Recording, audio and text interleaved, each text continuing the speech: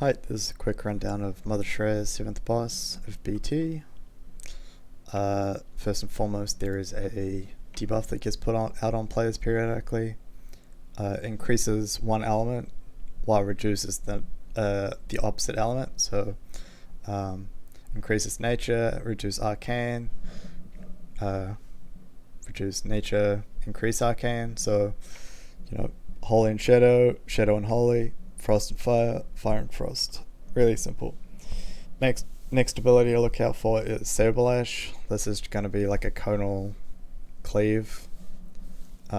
Splits the damage of 76,000 for probably your 3 tanks. Your 3 tanks will take the damage there.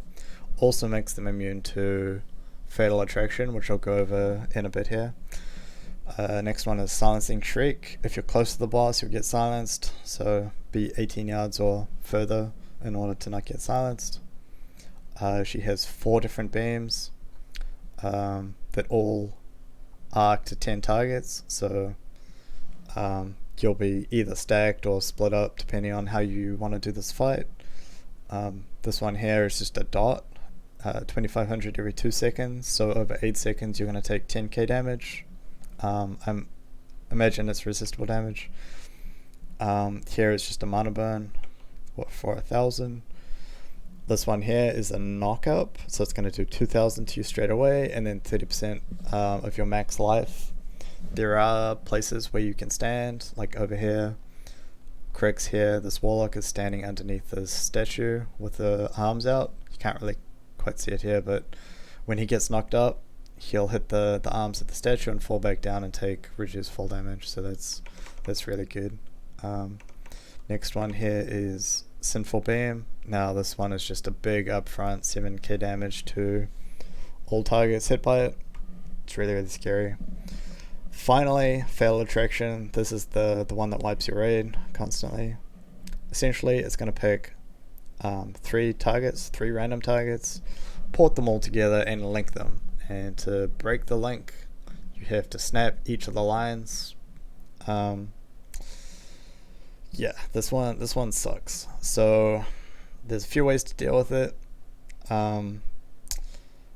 Generally, just be decisive where you're running. Try and avoid clipping other people, because the damage that you pulse splashes to nearby enemies. So you need to be, I believe it's 8 yards away from people, maybe 15. There are a few ways as a raid you can deal with this. You can just stack up in one spot and hope that you don't get Fatal Attraction. The chance is reduced by being in one spot as opposed to multiple, but the downside is you're going to take maximum beam damage, so it's damage that you're going to take regardless of where you're going to stand. The alternative to this is to do a multiple stack group style thing. Again, the problem with this is the chance of you getting a bad Fatal Attraction, because you're just spread out across the room. It's as simple as that. So that one, they dealt with it great.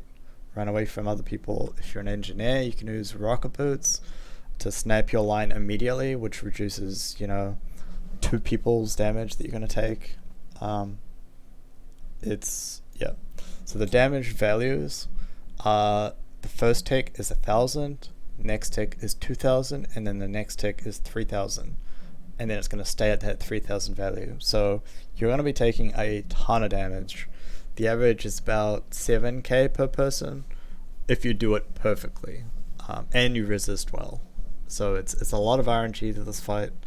The trick is be decisive where you're running your Fatal Attractions to. Abuse the damage element increases, and use your health stones. Use your immunities. Now, I believe the immunities are weird, in which if you just ice block straight away for the Fatal Attraction, you're still going to do damage to the other people. So you're not actually breaking your link until you move away from them, even through immunities. So you have to make sure that you're topped up. You can immunity if you need to, if it makes you live, but be courteous of others. Use your blinks first, not your ice blocks. Hope this is well enough. Um, please make this fight easy and put run speed on your boots. Hint hint.